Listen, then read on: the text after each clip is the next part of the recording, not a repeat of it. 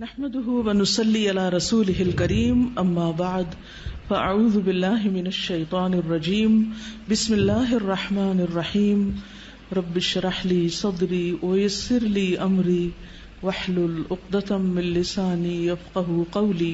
کہ بیماری کے اسباب کیا ہوتے ہیں، بیماریاں کیوں آتی ہیں؟ سب سے پہلی بات تو یہ کہ بیماری اللہ کے اذن سے آتی ہے. جب تک اللہ سبحانہ وتعالی کا اذن نہ ہو انسان پر کوئی کسی قسم کی مشکل آ نہیں سکتی. قرآن مجید میں آتا ہے ما اصاب من مصیبت الا باذن اللہ، جو بھی مصیبت آتی ہے وہ اللہ کے اذن سے آتی ہے اور وہ تقدیر کا حصہ ہوتی ہے، اور اس میں اللہ سبحانہ وتعالی کی حکمت اور مشیت کار فرما ہوتی ہے. اور وہ کیا ہو سکتی ہے؟ مثلاً اللہ تعالیٰ کسی بندے کے ساتھ بھلائی کا ارادہ کرتے ہیں، اس کے گناہ معاف کرنا چاہتے ہیں، اس کو کسی خاص چیز کی سمجھ دینا چاہتے ہیں تو اسے تکلیف میں مبتلا کر دیتے ہیں. کیونکہ بعض اوقات انسان زندگی میں اتنا مصروف ہوتا ہے اپنے روزانہ کے روٹین کے کاموں میں کہ وہ ٹھہر کر، رک کر، خاموشی کے ساتھ وقفہ لیے بغیر کوئی ایسی بات سوچتا نہیں کہ جو اسے سوچنی چاہیے، جو اللہ تعالیٰ چاہتے ہیں کہ وہ سوچے. تو جب انسان بیمار ہو جاتا ہے تو ایک اور کنڈیشن میں آ جاتا ہے، وہ آرام کی کیفیت میں آ جاتا ہے. ایسی صورت میں انسان کو وہ باتیں بھی سوچنے کا موقع مل جاتا ہے جو عام طور پر وہ نہیں سوچتا. پھر اسی طرح ہمیں ہمارا دین یہ بھی بتاتا ہے کہ بعض اوقات انسان پر بیماری یا کوئی بھی تکلیف اس کے اپنے ہاتھوں کی کمائی سے آتی ہے، یعنی اس کا اپنا کوئی گناہ یا قصور ہوتا ہے جس کی بنا پر اسے وہ تکلیف پہنچتی ہے. قرآن مجید میں آتا ہے وَمَا أَصَابَكُم مِّن مُّصِيبَةٍ فَبِمَا كَسَبَتْ أَيْدِيكُمْ وَيَعْفُو عَن كَثِيرٍ، اور تمہیں جو بھی مصیبت پہنچی تو وہ اس وجہ سے ہے جو تمہارے ہاتھوں نے کمایا، اور وہ بہت سی چیزوں سے درگزر کر جاتا ہے. اسی طرح بعض اوقات انسان کی بیماریاں اس کے کسی گناہ کا نتیجہ ہوتی ہیں. عمر رضی اللہ عنہ نے جب عباس رضی اللہ عنہ سے بارش کی دعا کرنے کے لیے کہا تو انہوں نے کہا اے اللہ، بے شک مصیبتیں گناہوں کی وجہ سے ہی نازل ہوتی ہیں اور انہیں صرف توبہ ہٹا سکتی ہے. پھر اسی طرح ایک اور روایت میں آتا ہے رسول اللہ صلی اللہ علیہ وسلم نے فرمایا جب بھی کسی رگ یا آنکھ کو نقصان پہنچتا ہے تو وہ کسی نہ کسی گناہ کی وجہ سے ہوتا ہے، لیکن جو تکالیف اللہ تعالیٰ ویسے ہی ٹالتا رہتا ہے وہ کہیں زیادہ ہو جاتی ہیں.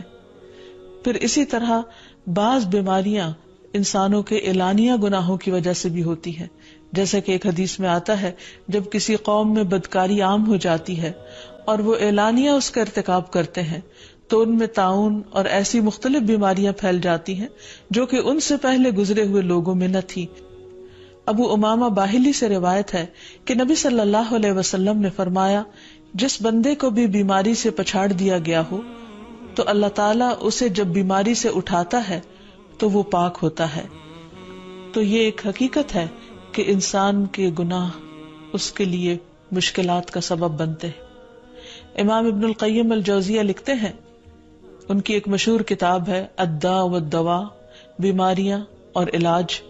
اس میں وہ کہتے ہیں کہ کوئی بھی گناہ ایسا نہیں کہ جس کے اثرات نہ ہوں. انسان سے چھوٹی یا بڑی جو بھی کوئی غلطی صادر ہوتی ہے اس کے نتیجے میں کچھ نہ کچھ اثرات اس کی زندگی پر ضرور پڑتے ہیں. ہاں اگر اللہ تعالیٰ معاف کر دے تو وہ اور بات ہے، ورنہ ہر گناہ کی ایک تاثیر ہوتی ہے، اور ان تاثیرات میں سے ایک چیز یہ ہے کہ انسان مختلف قسم کی بیماریوں میں مبتلا ہو جاتا ہے. اسی لیے ہم دیکھتے ہیں کہ جب انسان بیماری میں مبتلا ہوتا ہے تو اللہ تعالیٰ اس بیماری کو اس کے گناہوں کا کفارہ بنا دیتے ہیں. جیسے حدیث میں آتا ہے کہ جس مسلمان کو کانٹا چبھے یا اس سے زیادہ کوئی تکلیف پہنچتی ہے تو اللہ تعالیٰ اس کے ذریعے اس کے گناہوں کو اس طرح دور کر دیتا ہے جس طرح درخت سے اس کے پتے جھڑتے ہیں. تو اس سے ہمیں یہ پتہ چلتا ہے کہ بیماریوں کے آنے کے مختلف اسباب ہوتے ہیں. بیماری بہرحال جس بھی وجہ سے آئے، لیکن اصل چیز دیکھنے کی یہ ہے کہ مومن کا رویہ کیا ہے. مومن کو اگر کوئی کانٹا بھی چبھتا ہے تو وہ اس پر صبر کرتا ہے. اس لیے بیماری یا تکلیف کے آنے پر انسان کو اللہ سے راضی رہنا چاہیے، شکوہ نہیں کرنا چاہیے، کیونکہ جو اللہ سے راضی ہو جاتا ہے کسی آزمائش پر، اللہ تعالیٰ بھی اس سے راضی ہو جاتا ہے. پھر اسی طرح اللہ تعالیٰ کا شکر ادا کرنا چاہیے، کیونکہ بیماری اس سے زیادہ شدید بھی ہو سکتی تھی.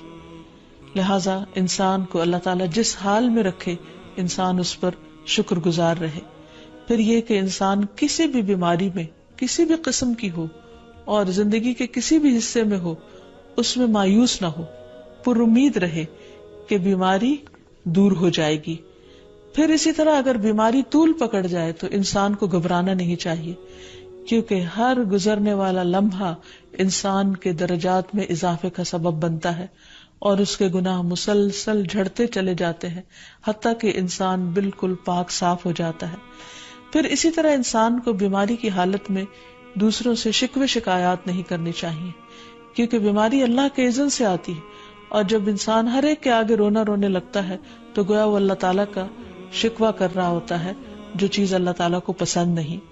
پھر اسی طرح منہ سے برے الفاظ نہیں نکالنے چاہیے، بیماریوں کو کوسنا نہیں چاہیے، اور پھر ایسے الفاظ نہیں ادا کرنے چاہیے کہ مجھے لگتا ہے کہ اس بیماری میں میری زندگی چلی جائے گی، یا یہ کہ کسی مریض کی عیادت کے لیے جا کر اس کو اس قسم کی بات نہیں کرنی چاہیے، خواہ کتنی ہی خطرناک بیماری کیوں نہ ہو. ہمیشہ اسے امید دلانے چاہیے، کیونکہ مایوسی کے الفاظ اور برے بھلے اور منفی قسم کی باتیں اللہ تعالیٰ کو پسند نہیں، اور انسان ویسے بھی جیسے سوچتا ہے پھر اس کے ایکشن اس کے مطابق ہونے لگتے ہیں. اللہم انا نعوذ بک من منکرات الاخلاق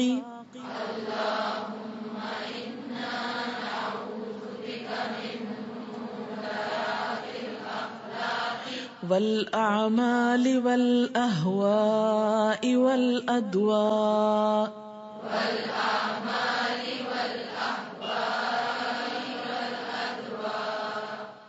اللہم اے اللہ، انا نعوذ بک بے شک ہم آپ کی پناہ چاہتے ہیں، من منکرات الاخلاق اخلاق کی برائیوں سے یا اخلاقی برائیوں سے، برے اخلاق سے، والاعمال اور برے اعمال سے، والاہواء اور بری خواہشات سے، والادواء اور بری بیماریوں سے. اللہ ہم آپ کی پناہ چاہتے ہیں برے اخلاق، برے اعمال، بری خواہشات اور بری بیماریوں سے، اور خاص طور پر دین کا کام کرنے کے لیے ان سب چیزوں سے بچنا نہایت ضروری ہے، کیونکہ اگر اخلاق برا ہے تو کوئی آپ کی طرف بڑھے گا نہیں. آپ صلی اللہ علیہ وسلم کے لیے قرآن پاک میں کیا آتا ہے؟ لو كنت فظا غلیظ القلب لانفضوا من حولك. اگر آپ تند خو سخت مزاج ہوتے تو یہ سب آپ کے آس پاس سے بھاگ جاتے. تو داعی دین کو، داعی کا مطلب کیا ہوتا ہے؟ دین کی طرف بلانے والا. داعی کو پسندیدہ اخلاق کا مالک ہونا چاہیے. آپ صلی اللہ علیہ وسلم کی سب سے بڑی خوبی کیا تھی؟ انک لعلی خلق عظیم، آپ یقیناً اخلاق کی بلندیوں پہ فائز ہیں. پھر والاعمال برے اعمال، غلط کاموں سے بچنا چاہیے. اگر آپ خود نہیں بچتے تو دوسروں کو کیا بچائیں گے؟ والاہواء بری خواہشات، بری خواہشات میں حرام چیزوں کی خواہش، ناپسندیدہ خواہشات. اب خواہش تو انسان کے اندر ہوتی ہے، باہر تو نہیں ہوتی. کیسے پتا چلے کہ اچھی خواہش ہے کہ بری ہے؟ جو خواہش انسان کو برائی کی طرف لے جائے وہ خواہش ہی بری، اور جو خواہش انسان کو سوچ اچھائی کی طرف لے جائے وہ اچھی خواہش ہے. تو بری خواہشات سے، کیونکہ خواہش کا غلام ہو جاتا ہے نا انسان، پھر اسی طرف چلنے لگتا ہے. والادواء اور بری بیماریاں، کیونکہ بیماریاں انسان کو عبادت سے، دین کے کام سے روک دیتی ہیں، مشکلات پیدا ہوتی، کام سلو ہو جاتا ہے. تو اس کے لیے صحت بہت ضروری ہے. اگر آپ کی صحت اچھی نہیں تو آپ سبق کیسے یاد کریں گے؟ آپ کسی کو پڑھا کیسے سکیں گے؟ اور صحت کی اچھائی کے لیے کیا ضروری ہے؟ اپنی غذا کا خیال اور غذا میں احتیاط. ایسی چیزوں کو چھوڑ دیں کہ جن سے آپ کی صحت بگڑے، اور وہ چیزیں استعمال کریں کہ جن سے شفا ہو. اور یہ بھی بری خواہشات کا نتیجہ ہوتی. مثلا آپ دیکھیں کہ ٹین ایج میں بچیاں کیا کرتی ہیں کہ پراپر کھانا نہیں کھائیں گی، ناشتہ نہیں کریں گی، پیپسی پہ گزارا کریں گی. اب آپ خود سوچیں کہ پیپسی میں نیوٹریشن ویلیو کیا ہے، کتنی ہے، بتائیں گے آپ؟ صفر، کوئی غذائیت نہیں اس میں، بلکہ اس کا کلر اور اس کا وہ گیس اور وہ سب کچھ مل ملا کے انسان کے اندر کا سسٹم تباہ کرنے والا ہے۔ اس کے اوپر بے شمار ایسے آرٹیکلز اور چیزیں موجود ہیں کہ آپ کی کڈنیز افیکٹ ہوتی ہیں، لیور افیکٹ ہوتی ہے، بہت ساری بیماریوں کی جڑ ہے۔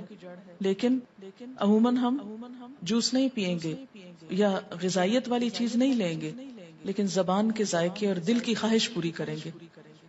تو جو دل کی خواہشیں پوری کرنے والے ہوں پھر وہ دین کے کام میں پیچھے رہ جاتے ہیں۔ تو اپنی بری خواہشات پر کنٹرول کرنے کے لیے دعا بھی مانگیں اور دوا بھی کریں تاکہ بری بیماریوں سے بچ سکیں۔ اللہم انا نعوذ بک من منکرات الاخلاق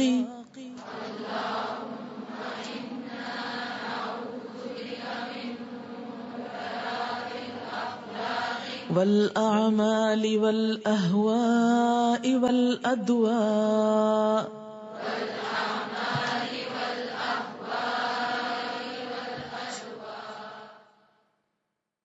سبحانک اللہم وبحمدک اشہد ان لا الہ الا انت استغفرک واتوب الیک۔ السلام علیکم ورحمۃ اللہ وبرکاتہ۔